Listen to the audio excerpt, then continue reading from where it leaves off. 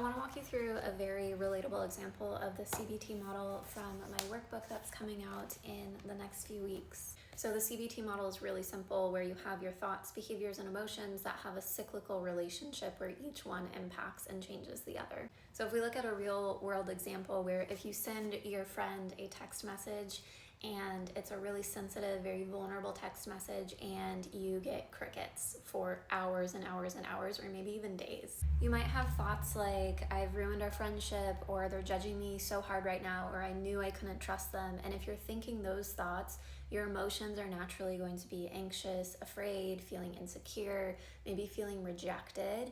And then the behaviors associated with that are not going to be super effective.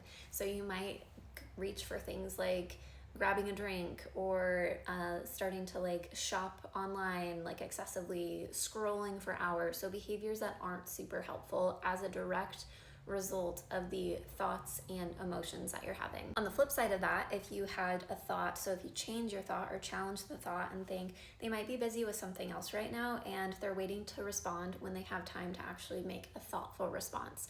So if you have that thought process, your emotions are going to be feeling patient, maybe feeling more at ease, more at peace, optimistic, connected, trusting.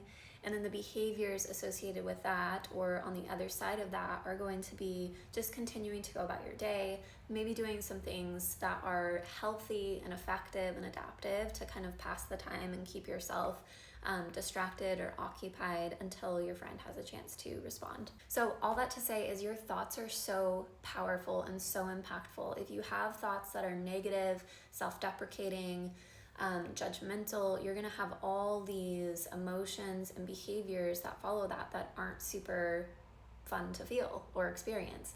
Versus if you have thoughts that are supportive, adaptive, optimistic, trusting, you're going to have emotions and behaviors that follow that as well. So you get to choose.